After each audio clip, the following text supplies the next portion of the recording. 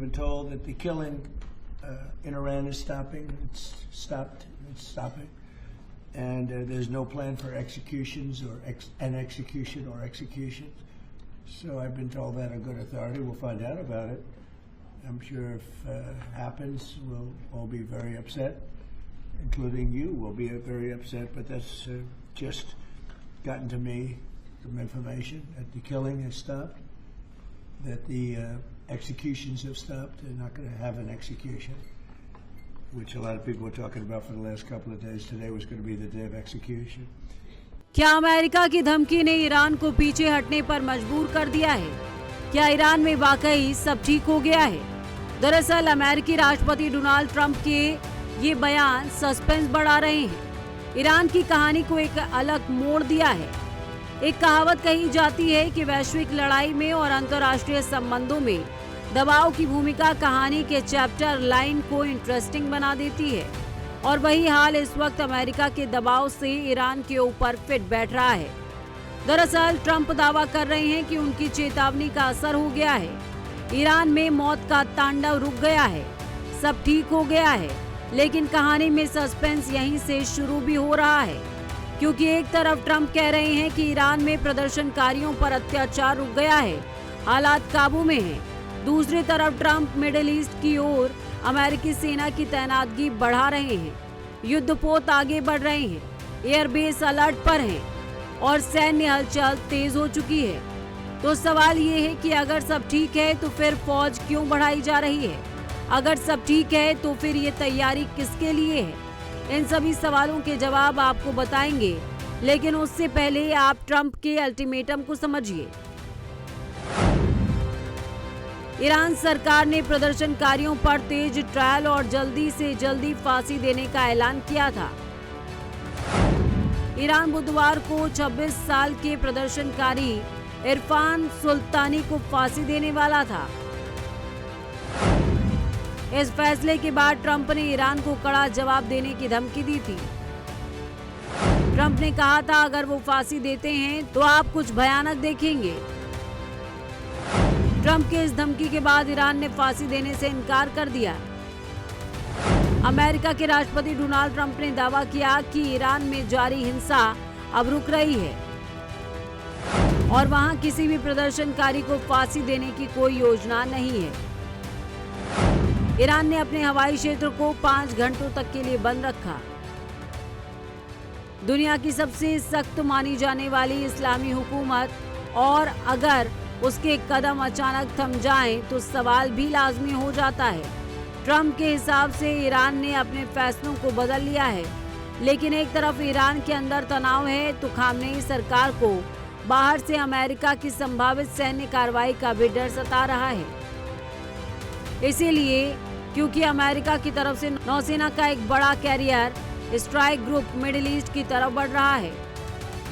अब आने वाले दिनों में अमेरिका हमला करता है या बस दबाव की राजनीति करता है, ये तो कुछ समय में एकदम साफ हो जाएगा।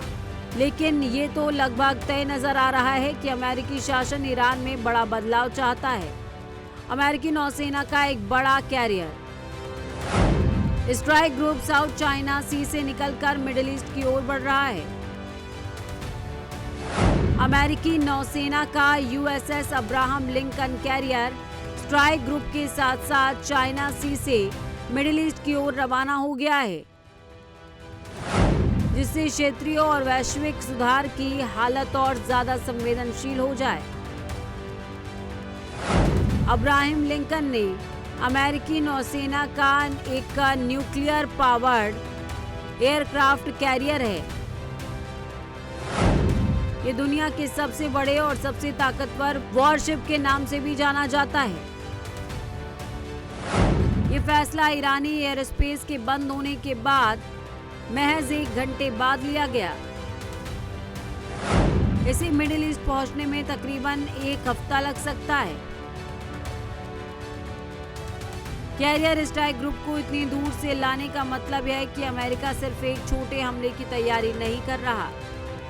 ऐसा माना जा रहा है कि पूरे कैरियर ग्रुप को इंडो पैसिफिक से हटाकर लाने का मतलब है अमेरिका लंबे समय तक मौजूदगी और जरूरत पड़ने पर लगातार ऑपरेशन की तैयारी कर रहा है। फिलहाल ईरान को लेकर सस्पेंस बरकरार है, लेकिन इस बीच भारत के विदेश मंत्री एस जयशंकर अरागची से फोन पर ईरान से जुड़े हालातों पर जानकारी लेते नजर आए, जिसके बाद भारत सरकार ने ईरान में रह रहे भारतीयों के लिए एडवाइजरी भी जारी कर दी। भारत के अलावा स्पेन, इटली और पोलैंड की सरकारों ने अपने नागरिकों को ईरान छोड़ने की सलाह दी है। भारत सरकार ने बुधवार को अपने नागरिकों के लिए एडवाइजरी जारी की थी। इसमें कहा गया था कि जो भी भारतीय नागरिक, चाहे वो छात्र हों, तीर्थयात्री हों, व्यापारी हों या फिर पर्यटक, इस समय ईरान में हैं, उन्हें जल्द से जल्द वहां से निकाला जाना चाहिए। ईरान में अभी 10,000 से ज्यादा भारतीय हैं। इस एडवाइजरी में कहा गया कि ये सलाह 5 जनवरी की पिछली एडवाइजरी के आगे की कड़ी है और ईरान की बदलती परिस्थितियों को देखते हुए दी गई हिदायत। सरकार ने यह भी दोहराया, किसी भी भारतीय नागरिक को सावधानी बरतनी चाहिए। उन्हें विरोध प्रदर्शन या भीड़भाड़ वाली जगहों से दूर रहना चाहिए। दूतावास में संपर्क होना चाहिए और स्थानीय मीडिया पर नजर रखें ताकि किसी भी तरह की नई जानकारी से अवगत रहें। अमेरिका ईरानी जनता के समर्थन की आड़ में असल में खामनेई शासन पर रणनीतिक बराव बना रहा है। ईरान में सरकार के खिलाफ प्रदर्शन पर ट्रंप ने साफ तौर पर इसे लॉक एंड लोडेड बताया, यानी अमेरिका ईरान में हमला करने को तैयार है। परमाणु प्रोग्राम मसले पर अमेरिका और ईरान के बीच हालात पहले से ही तनावपूर्ण चल रहे हैं, इसलिए ये कहना गलत नहीं होगा कि ट्रंप ईरान को भी वेनेजुएला के चश्मे से देख रहा है, क्योंकि वैसे भी खामनेई ट्रंप के लिए बड़ा सिरदर्द साबित हुए हैं और अमेरिका बहुत समय से ईरान में खामनेई के रास्ते को उखाड़ने में लगा है। अब ट्रंप के इस प्लान को वेनेजुएला के चश्मे से भी क्यों देखा जा रहा है, इसके बारे में भी आप समझिए। दरअसल ट्रंप अमेरिका की सत्ता में आने के बाद से अपने एक्शन से लगातार फ्लॉप साबित हुए। ट्रंप दुनिया के व्यापार पर अपना कब्जा चाहते हैं। ट्रंप ने इस प्लान को पूरी तरीके से एग्जीक्यूट करने के लिए टैरिफ वॉर छेड़ा, आर्थिक प्रतिबंध लगाया, लेकिन ट्रंप को इस फैसले के फायदे के बदले घाटे का सामना करना पड़ा। अमेरिका में मिड टर्म चुनाव होने वाला है, जिसके लिए ट्रंप को अपने कार्यकाल की उपलब्धि संसद में पेश करनी होगी। इसीलिए ट्रंप अब सफलता पाने के लिए दूसरा तरीका अपना रहे हैं, जिसमें पहला निशाना वेनेजुएला और माना जा रहा है। ट्रंप का अगला टारगेट ग्रीनलैंड, क्यूबा या ईरान हो सकता है। ट्रंप अपने फैसलों का असर वैश्विक लेवल पर दिखाना चाहते हैं, इसीलिए वो कभी टैरिफ की धमकी देते हैं तो कभी पावर पॉलिटिक्स के बारे में खेलते हैं। लेकिन ट्रंप के पावर पॉलिटिक्स को भारत लगातार किनारा दे रहा है। अब अगर ईरान में चल रहे प्रदर्शन अगर सत्ता की तख्ता पलट तक पहुंचता है तो इसका असर भारत पर कितना होगा, इसको लेकर भी आपको समझाते हैं। दरअसल भारत और ईरान पहुंच और संतुलन के आधार पर गहरे ऐतिहासिक संबंधों के साथ क्षेत्रीय भागीदारी कर रहे हैं। पाकिस्तान ने अब अफगानिस्तान और मध्य एशिया तक जाने के लिए भारत के जमीनी रास्तों को रोका था। तब ईरान लंबे समय से नई दिल्ली का एकमात्र व्यवहारिक पश्चिमी गलियारा रहा है। ईरान में बैठे शिया नेतृत्व ने भारत की सावधानी पूर्वक तय की गई पश्चिमी एशिया नीति में एक स्थिर स्तंभ के रूप में काम किया है। ऐसे में ये माना जा रहा है कि कमजोर और ढहता हुआ ईरानी प्रशासन का प्रभाव भारत पर भी पड़ सकता है।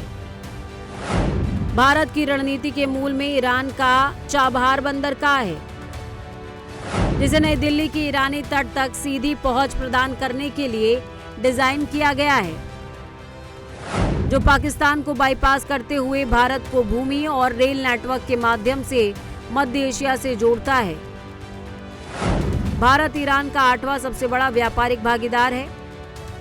पिछले साल द्विपक्षीय व्यापार लगभग 1.3 से 1.7 बिलियन डॉलर का था। भारत ने चाबहार और संबंधित परियोजनाओं में 1 बिलियन डॉलर से ज्यादा का निवेश भी किया है। अमेरिकी प्रतिबंधों का पालन करने के लिए भारत ने पहले ही परियोजना के कुछ हिस्सों में देरी तक कर दी या उनमें बदलाव कर दिए। ऐसे में ईरान के शासन में कोई भी बदलाव इन निवेशों को प्रभावित कर सकता है। बांग्लादेश में हुए सत्ता परिवर्तन, पाकिस्तान से आती आतंकी चुनौतियां, चीन के क्षेत्रीय विस्तार की नापाक कोशिशें और डोनाल्ड ट्रंप के शासन में हर पल बदलती अमेरिकी नीतियां भारत के लिए चुनौतियां खड़ी कर रही हैं। लेकिन भारत इन सभी चुनौतियों को सलीके से पार करने का रास्ता भी बनाते जा रहा है। अमेरिका चाहता है कि वो सुपर पावर की रेस में सबसे आगे रहे, लेकिन एक कहावत है कि जब किसी देश की नीतियों में चालाकी की भावना आने लगे तो उसके परिणाम भी बेअसर होने लगते हैं, और इस वक्त ये कहावत ट्रंप के लिए बिल्कुल फिट बैठती है। Bureau report, prime news.